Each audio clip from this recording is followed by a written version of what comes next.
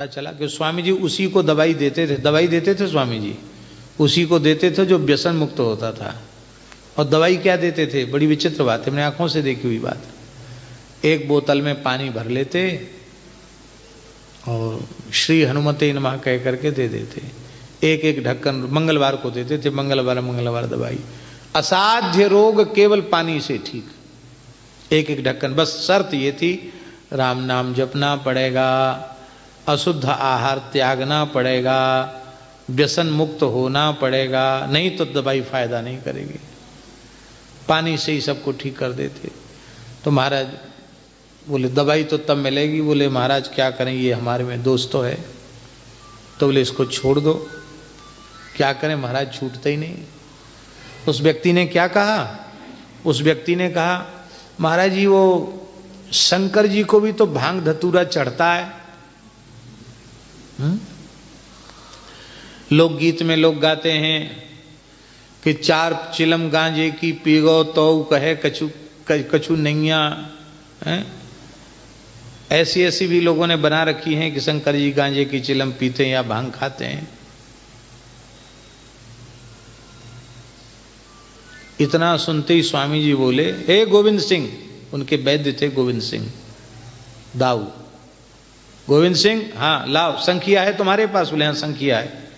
तो लाओ इसको घिस करके घोल के संखिया पिलाओ इसको। शंकर जी का नाम लेता है, शंकर जी जहर पीते तो संखिया पी के दिखा। तू संखिया पी के पचा जाए तो फिर कोई मना नहीं है, फिर तुम जो करो सो करो। शंकर जी का नाम लेकर अपने व्यसन को वैध प्रमाणित करना चाहते हो?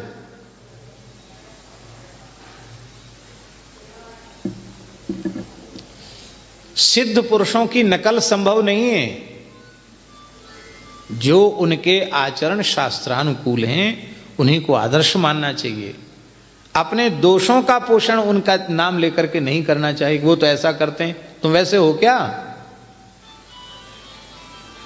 तो एक ये है, गाली कभी नहीं देना। महाभाष्य पस्पसान्निक में तो ते असुराः के असुराः असाधु शब्द प्रयोक्तार एवं असुराः। असाधु शब्द का उच्चारण करते हैं वे ही असुर हैं। ते असुराः हेलय हेलय इति कुर्वन्तः परा बभूवुः। हे अरयः, हे अरयः यह कहना चाहिए था, पर हे अरयः न कह के हेलय हेलय कहने लगे, इसी से वे परास्त हो गए। एकः शब्दः सुष्ठु प्रयुक्तः सम्यक ज्ञातः स्वर्गे लोके च कामधुग् भवति। इसलिए शब्द का उत्तम प्रयोग, गाली गलौज में, पर निंदा पर चर्चा में शब्द का प्रयोग नहीं। प्रातःकाल उठकर कहना चाहिए, ये जिह्वे रससारज्ञे सर्वदा मधुर प्रिये नारायणाख्य पीयूषम पिब जिह्वे निरंतरम। हे जिह्वे, तू रस के सार को समझती है, तुझे मीठा बहुत प्रिय है, तो मैं सबसे मीठी वस्तु तुम्हें बता रहा हूं। श्री नारायण नाम का जो पीयूष है, अमृत है, हे जिह्वे इसको निरंतर पी। हमारे यहाँ साधुओं में जब पंगत होने लग जाती है तो तरह तरह के दोहा चौपाई लोग गाते हैं सिया हरि नारायण गोविंदे के साथ। उसमें एक गाते हैं, राम नाम लड्डू गोपाल नाम खीर, हरि को नाम मिश्री आए घोर घोर पी। सिया हरि नारायण गोविंद भज रामा कृष्णा गो। गोविंद गोविंद गाओगे 4 पदार्थ पाओगे। बोलो संतो हरि हरि मुख पर मुरली अधर धरी। यही है भैया सबसे मीठी चीज, भगवान का नाम ही है, भगवान का चरित्र ही है। श्री जयदेव महाप्रभु गीत गोविंद में कह रहे हैं, साध्वी माध्वी क चिंता न भवति भवतः सरकरे कर्कसासी द्राक्ष्ये द्रक्षन्ति केत्वा ममृत मृतमसि क्षीर नीरम रसस्ते। माँ क्रंद क्रंद कांता धर धरणि तलम गच्छ यच्छन्ति भावम यावत् श्रृंगार सारस्वतमिह जय देवस्य विश्वग्वचांसी यावत् श्रृंगार, जय देवस्य विश्वग्वचांसी, ऐसा है कुछ। सबसे मीठा भगवान का नाम है।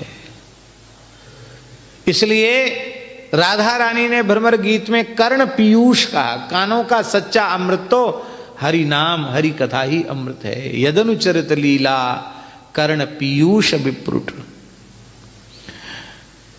तो रसना भगवान गुणगान के लिए मिली है, और रसना से भगवान के गुण गाने में कितना सुख मिलता है इसका वर्णन कोई नहीं कर सकता है।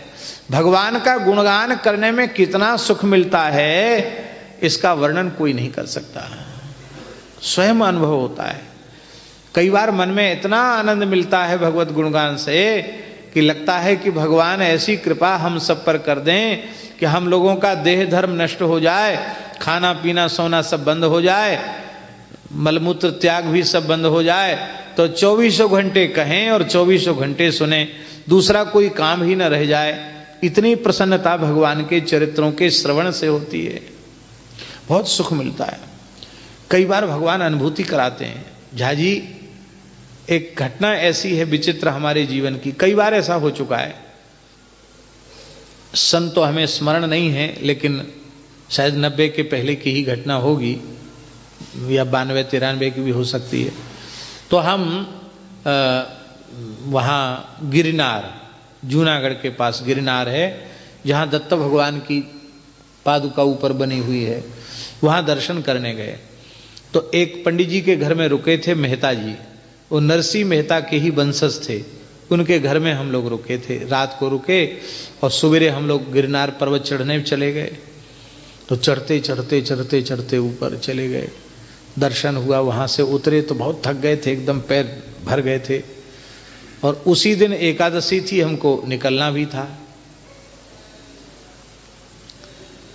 तो इतने थक गए थे कि बहुत ज़्यादा थक गए थे, पैर एकदम भर गया था।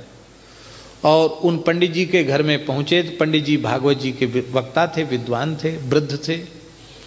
तो जैसे ही उनके सामने बैठे और सामने फलाहार की थाली रखी है, एकादशी थी उस दिन, और उस फलाहार करके तुरंत हमको निकलना था, क्योंकि दूसरे दिन हमारी टिकट थी, वहां पहुंचना, फिर सारी यात्रा गड़बड़ा जाती, समय से यहां से चलना था। तो पाना शुरू करते उसके पहले पंडित जी हाथ जोड़ के बोले महाराज जी, कल तो आप देर से आए, तो रात को हमने संकोच में कुछ कहा नहीं, तो आपका कोई वचनामृत हो नहीं पाया, और आज सवेरे से आप अपना नियम करके चले गए वहाँ पर्वत चढ़ने। अब वहाँ से आप दर्शन करके आए हैं, तो आपकी गाड़ी तैयार है, आप चले जाओगे। तो संत आए और रात भर रुके, दिन में भी रुके, दिन भर रुके, और एक भी वाक्य वाणी से सुनने को नहीं मिला। बड़ा दुर्भाग्य है, एक कोई वाक्य भी आपसे सुनने को मिल जाता तो हम सोचते सफल हो गया। ऐसी बड़ी विनम्रता से उन्होंने कहा। तो मैंने कहा कि आप कोई भागवत जी का एक श्लोक बोलो, उसी के ऊपर हम कुछ कह देंगे। तो मैंने कहा बोलिए, तो भाई एकदम भावुक हो गए वो, और उन्होंने हाथ जोड़ करके श्लोक बोला, सवई मनः कृष्ण पदारविंदयो वचांसि वैकुंठ गुणानुवर्णने करौ हरेर मंदिर मार्जनादिषु श्रुतिम चकाराच्युत सत्कथोदय। ये श्लोक बोला उन्होंने, अम्बरीश जी की भक्ति। अब महाराज श्लोक सुन के हमारे मन में इतनी प्रसन्नता हुई, अब हम कहने लग गए, तो अम्बरीश जी का चरित्र कहने लग गए। अब यह बिल्कुल भूल गया, थकान भी चली गई, ये भूख प्यास थकान देह धर्म चला गया। भूख भी खूब लग रही थी, चल के आए थे, सामने फलाहार रखा हुआ है, सब भूल गया। अब जो सज्जन हमारे साथ थे वो बार बार हाथ जोड़ के ऐसे संकेत कर रहे थे कि जाना है, खा के निकलना है, चलो। और हम क्या सोच रहे थे कि हाथ जोड़ के कह रहे हैं कि बहुत आनंद आ रहा है, आप और सुनाइए।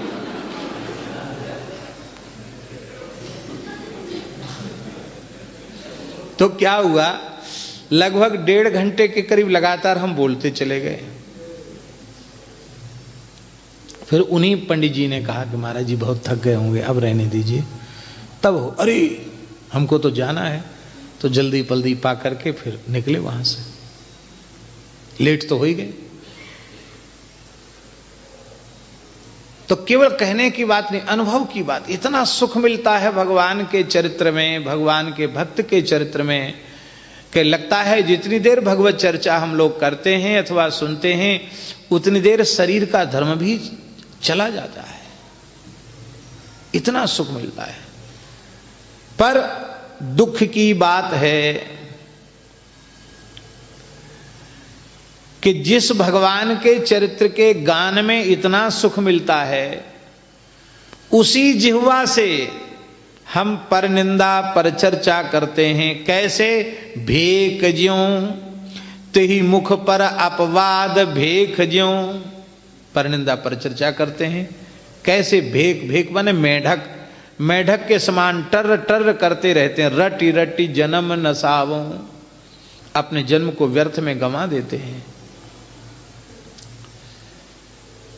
यदि जिह्वा की महिमा समझ में आ जाए, सत्य की महिमा समझ में आ जाए, जिह्वा की उपयोगिता समझ में आ जाए, तो हमको तो ऐसा लगता है कि बोलना ही बंद हो जाएगा। फिर राम नाम के अतिरिक्त कुछ कहना भी मुश्किल हो जाएगा। पूज्य श्री प्रेम भिक्षु जी महाराज से किसी जिज्ञासु ने पूछा, ये महापुरुष प्रेम भिक्षु जी महाराज, इनसे पूछा किसी जिज्ञासु ने, बोले बापू आप पाप किसको समझते हैं? तो पूज्य श्री प्रेम भिक्षु जी महाराज ने कहा, हरिनाम के अतिरिक्त कुछ भी बोलना मेरे लिए महापाप के जैसा है। ऐसा हमारा जीवन होना चाहिए। लेकिन हम अपनी जिह्वा से दूसरों के दोषों का वर्णन करते हैं। ये है हमारी जिह्वा की स्थिति। अब हमारे हृदय की स्थिति क्या है? आगे कहते हैं ये दोष, करहु हृदय अति विमल बसहि हरि, कही कही सबहि सिखावों। सर्वथा निर्विकार निर्मल अंतःकरण में भगवान की अनुभूति होती है। निर्मल मन जन सो मोहि पावा, मोहि कपट छल छिद्र न भावा। इत्यादि वाक्यों को मैं बार बार समझाता हूं, सिखाता हूं कि निर्मल हृदय में ही भगवान की अनुभूति होती, भगवान विराजते हैं। अपने चित्त को शुद्ध रखना चाहिए, क्योंकि बिना शुद्ध चित्त के भगवान की अनुभूति नहीं होगी।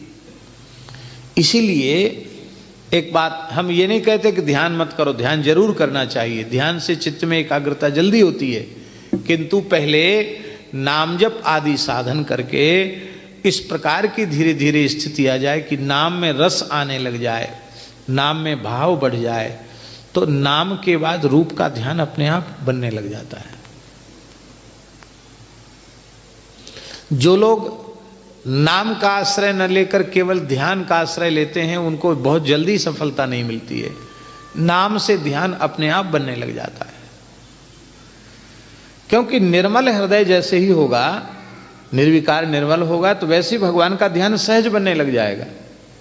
एक क्षण में भगवान का ध्यान लग जाएगा। जैसा ध्यान करोगे तत्क्षण चित्त में भगवान की मनमोहनी मूर्ति प्रकाशित हो जाएगी। लेकिन हमारी स्थिति यह है कि हम दूसरों को तो समझाते हैं कि निर्मल हृदय में भगवान विराजते हैं, और अपने हृदय में हम क्या करते हैं? हो निज उर अभिमान मोह मद खल मंडली बसावो। मैं अपने हृदय में अहंकार को, मोह को, ममता को, मद को, ये सब जो दोष विकार हैं, यही खल मंडली है। इस खल मंडली को मैंने अपने हृदय में बसा के रखा है। ऐसे हृदय में प्रभु आपकी अनुभूति कैसे हो? हे भगवान, बार बार संतों से, गुरुजनों से मैं सुनता हूं कि देह धरे कर यह फल भाई, भजिए राम सब काज बिहाई। केवल भगवान की प्राप्ति, भगवान का भजन ही शरीर धारण करने का एकमात्र फल है। जो तनु धरी हरिपद साधहि जन, सो बिनु काज गमावो। केवल और केवल भगवत प्राप्ति के लिए हमें शरीर मिला है। उस शरीर को हमने संसार में विषय की चर्चा में उसे नष्ट कर दिया। हमारी स्थिति तो वैसी है, कैसी? हाटक घट भरी धर्यो सुधाग्रह, तज नभ कूप खनावो। बहुत प्यारी बात है। हाटक घट, हाटक माने सोना, सोने का घड़ा है और सोने के कलश में अमृत लबालब भरा हुआ है। स्वर्ण कलश में लबालब अमृत भरा हुआ है और हम प्यासे होने पर उस अमृत को नहीं पी रहे हैं।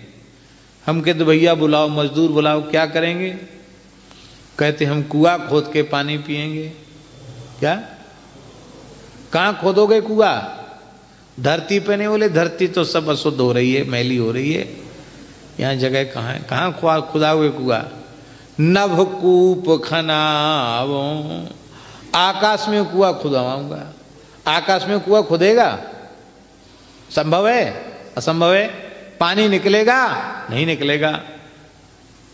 जो कभी किसी काल में किसी अवस्था में संभव ही नहीं है, वो काम मैं करने लग जाता हूं।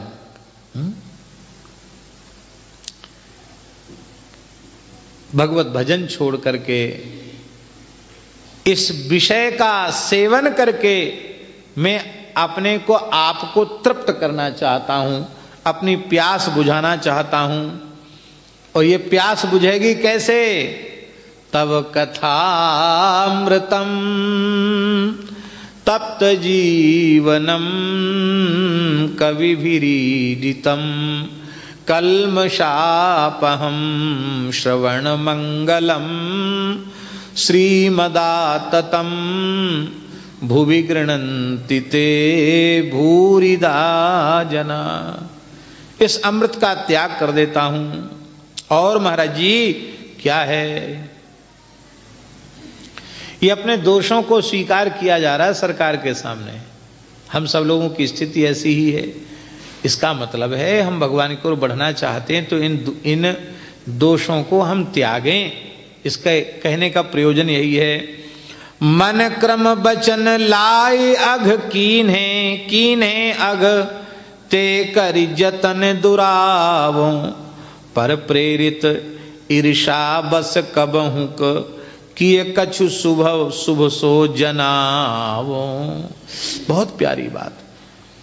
मन वाणी क्रिया से खूब मन लगाकर हमने पाप किए हैं। मन से, वाणी से, कर्म से खूब पाप किए हैं। उनको तो बड़ा यत्न करके छिपा के रखता हूं, किसी को हवा न लग जाए, उनकी भनक न लग जाए। पाप छिपा लेता हूं और अच्छे काम साधन वो बना नहीं। पर प्रेरित, किसी साधु पुरुष, सज्जन पुरुष की प्रेरणा हुई और हमसे कोई अच्छा काम बन गया। अब बना तो उन महापुरुष की कृपा से, लेकिन मैं उसके प्रचार के पर्चे छपवा देता हूं, खूब प्रचार करता हूं। मैं ऐसा करता हूं, मैंने इतना लाख जप किया, मैंने इतना करोड़ जप किया, मैंने इतने साल मुझे वृंदावन में हो गया, इतनी साल से जमुना जी में गोता लगाया, मैंने इतनी दंडौती करी। अरे भाई, ये सब अच्छे काम तुमने किए, किसी संत की प्रेरणा से किए, उनको धन्यवाद दो। साधन छिपाने की जरूरत है कि उसको छपाने की जरूरत है? पूज्य बक्सर वाले महाराज जी कहते थे कि पुराने संतों में और आजकल में इतना ही अंतर है। पहले जो महापुरुष होते थे वो अपने को छिपाते थे, अब इकार हट गई, छिपाते नहीं छपाते हैं। देख लो हम सबका होर्डिंग में देखना कितना नाम, सब पूरे कुंभ में जगह जगह नाम है। और दास के साथ तो बड़ी विचित्र समस्या है। कई जगह तो लोग बिना पूछे ही होर्डिंग में नाम और फोटो छपा देते हैं। उनसे पूछो, कहते हमने तो कहा आप तो यहाँ है ही हैं, आप तो आएंगे ही, इस विश्वास पे हमने छपा दिए, पूछने की जरूरत ही नहीं। लो साहब, भले आदमी पूछने की जरूरत नहीं, नहीं नहीं आप तो आ ही जाएंगे, हमें तो विश्वास है। अब या तो विश्वास पर खरे उतरो और नहीं तो फिर जय सिया राम। जब तक ये ऐसे बैनर वो हाथ से लिखे जाते ना, तब तक इतना नहीं था। अब जब से ये होर्डिंग का जमाना आया छपने वाला, तब से तो इतने जल्दी छप जाते हैं कि क्या पता, इतने फटाफट छप जाते हैं।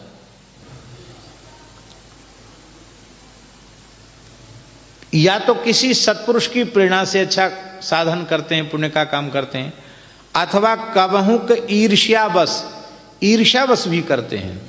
ईर्ष्यावश कैसे? पड़ोसी ने भागवत जी की कथा कराई, 10 लाख रुपए खर्च किया। अब हमको भागवत जी की कथा कराने में भाव नहीं है, पर हम अपने पड़ोसी को नीचा दिखाना चाहते हैं। तो क्या कहते हैं, ऐसे बड़े वक्ता को लेके आऊंगा और इतनी सजावट करूंगा, इतना बड़ा पंडाल बनाऊंगा, इतना खर्च करूंगा कि इसकी कथा डाउन हो जाए। लो साहब, तो कथा कराना तो अच्छी बात है, पर किसी को डाउन करने के लिए तुम कथा करा रहे हो। आओ भैया, किसी को डाउन करने के लिए तुम कथा करा रहे हो, तो ये तो बड़ी दुख की बात है, बड़े दुर्भाग्य की बात है। डाउन किसी को क्या करना? पर कई बार पुण्य का काम भी, धर्म का काम भी दूसरे को नीचा दिखाने के लिए किया जाता है। इसको कहते ईर्ष्या पूर्वक किया गया काम, मात्सर्य पूर्वक किया गया काम। महाराज जी, ये जो नवरात्रि के समय में देवी की मूर्तियां पधराते हैं ना, वहां भी लोगों में होड़ रहती है। अब लोग भोले हैं, समझते तो है नहीं, कहते हैं अरे हमने ऐसी देवी मैया की मूर्ति पधराई कि उस मोहल्ले की देवी डाउन हो गई। ले साहब, तुम देवी जी को ही डाउन करना चाहते हो तो तुम उठोगे कहां से? बोले हमने ऐसे बढ़िया गणेश जी पधराए, ऐसा पंडाल बनाए कि उस मोहल्ले के गणेश जी डाउन हो गए। तो कई बार इस प्रकार से भी ईर्ष्यावश भी शुभ कर्म किया करते हैं। नारायण, इधर आ जाए।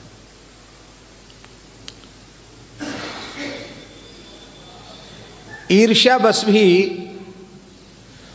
इधर आ जाए। गर्ग जी इधर आ जाए, इधर।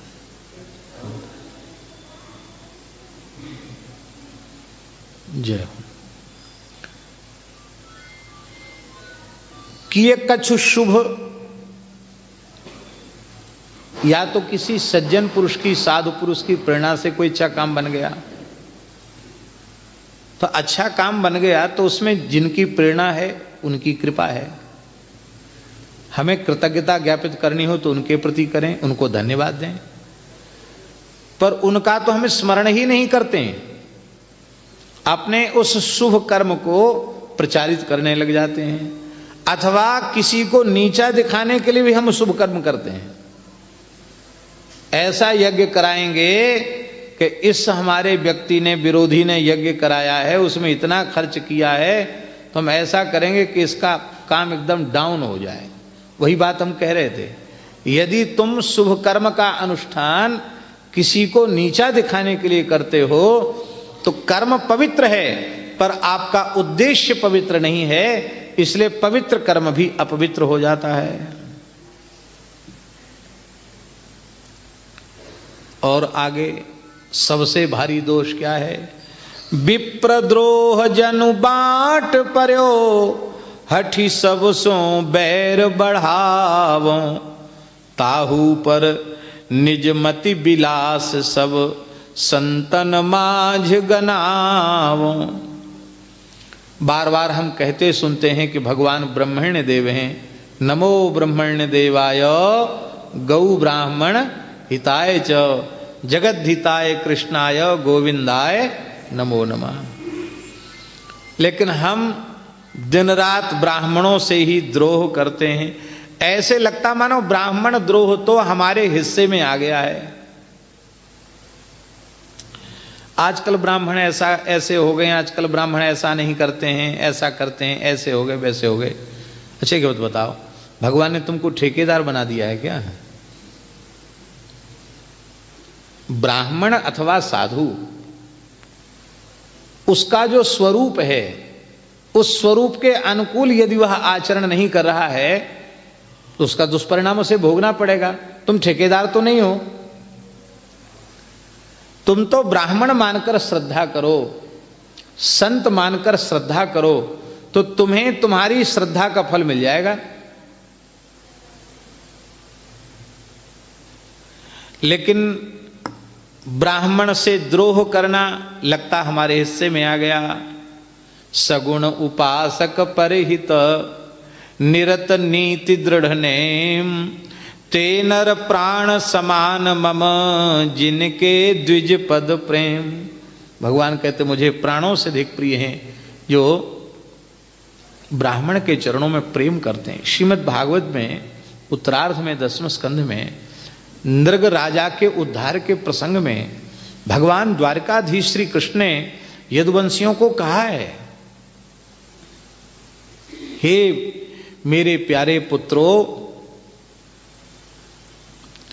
विप्रम कृतागसमपि नैव ध्रुयत मामकाः।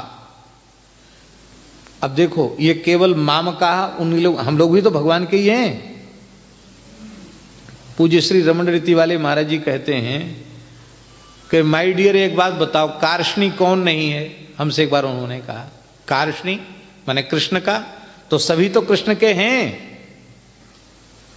श्री कृष्ण के सभी हैं। माम का, भगवान कहते मेरे, यदि तुम मुझे अपना मानते हो और मेरे हो, तो भगवान कहते हैं विप्रम कृतागसमपि, ब्राह्मण के द्वारा अपराध किए जाने पर भी उससे द्रोह नहीं करना।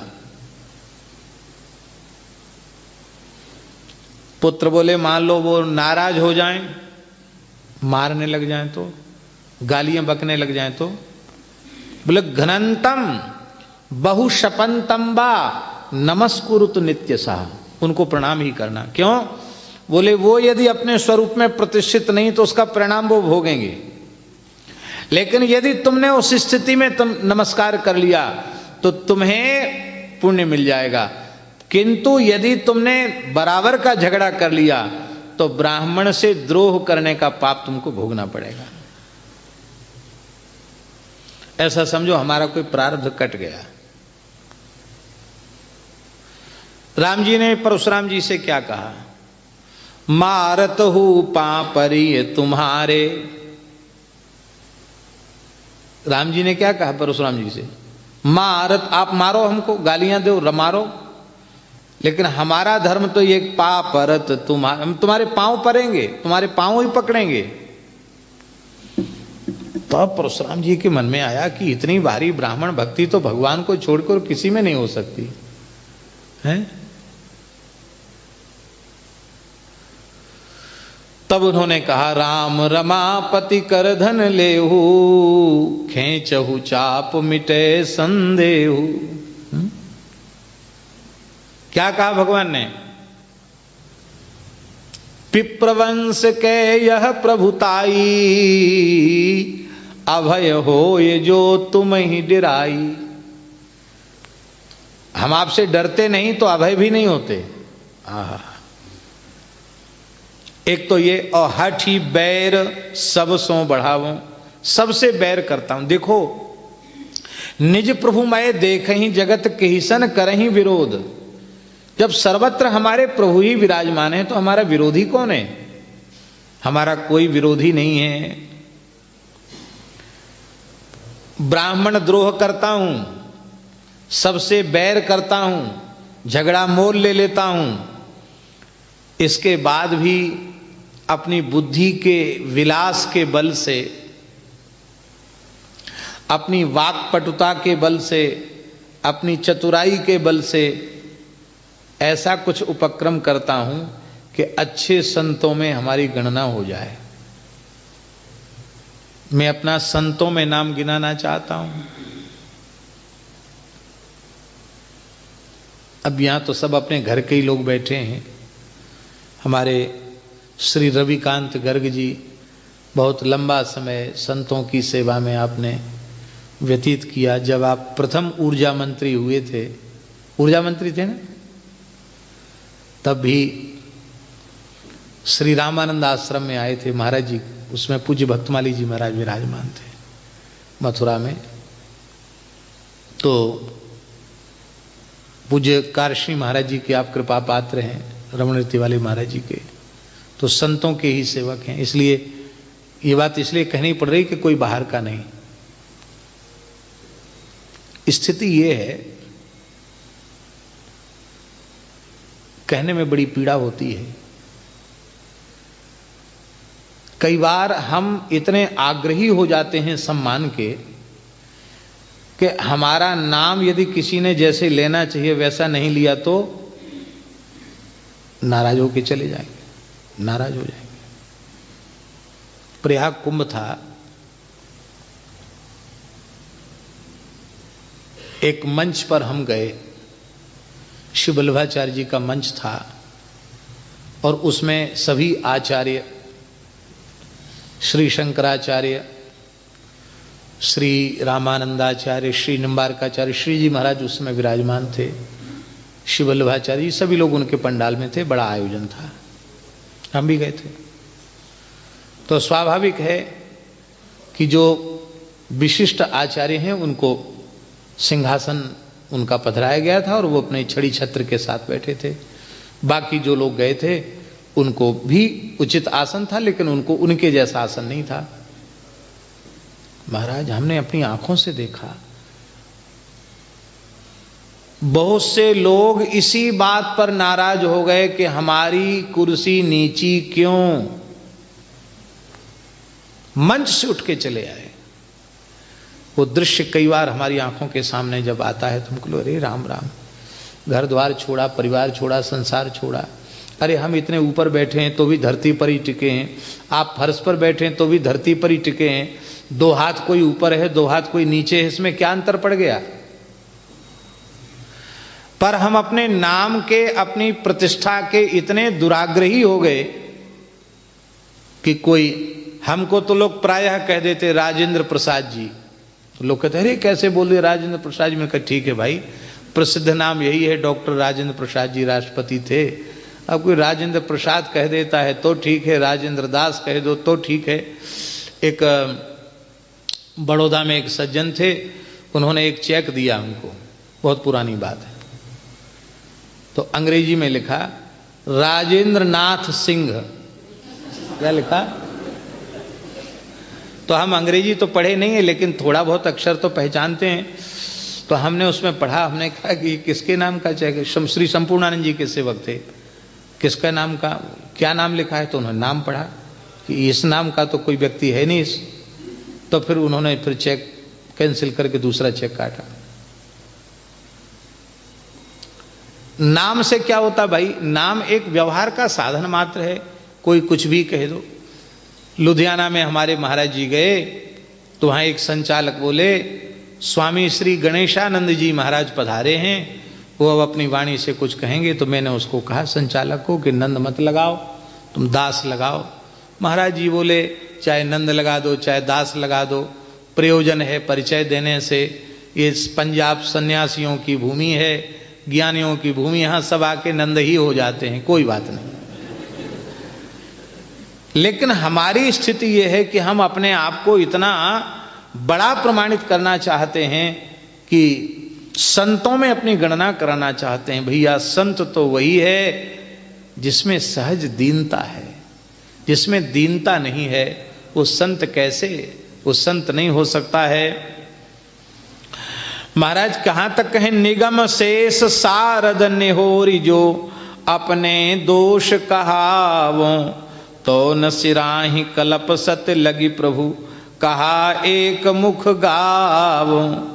कहते हमारे इतने दोष हैं कि शेष और शारदा, शेष जी और सरस्वती जी, इनको भगवान नियुक्त कर दें कि इनके दोष सुनाओ, तो 100 कल्प तक गाते रहें तो भी वो पूरे नहीं होंगे।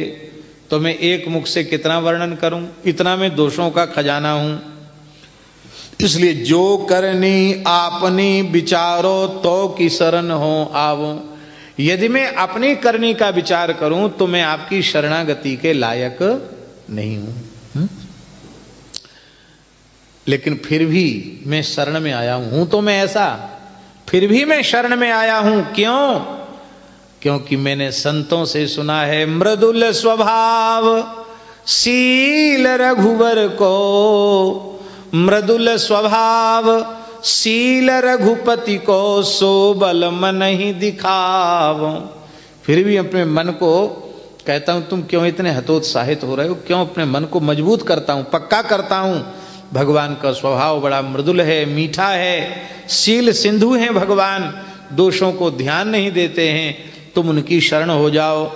तुलसीदास प्रभु सो गुण नहीं, जही सपने हूं तुम ही रिझावो, नाथ कृपा भव सिंधु धेनु पद, समझो जानि सिरावो। कहते भगवान ऐसा कोई गुण मुझ में नहीं है जिससे मैं आपको रिझा सकूं। हे प्रभु, आपकी कृपा से बस एक बार कृपा करके मेरी ओर मुस्कुराकर देख लीजिए। तुलसीदास जी कहते हैं बस इतना आप कर दीजिए तो इस भव सागर को धेनु पद के समान में पार कर जाऊंगा। इन्हीं शब्दों के साथ आज का यह प्रवचन सत्र संपन्न होता है। और आज बहुत विलंब हो गया, वैसे तो 7, सवा 7 तक ही, पर हम पूज्य श्री बाबा के यहाँ चले गए थे तो इसलिए विलंब हुआ।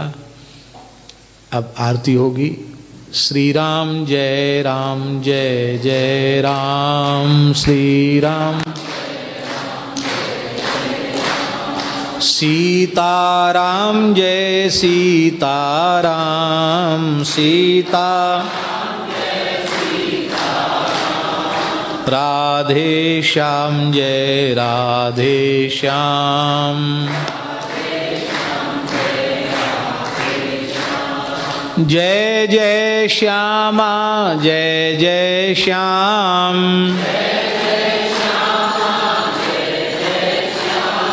जय जय श्री वृंदावन धाम, जय जय श्री राम, जय राम, जय जय राम, श्री वृंदावन बिहारी लाल की, श्री राधे।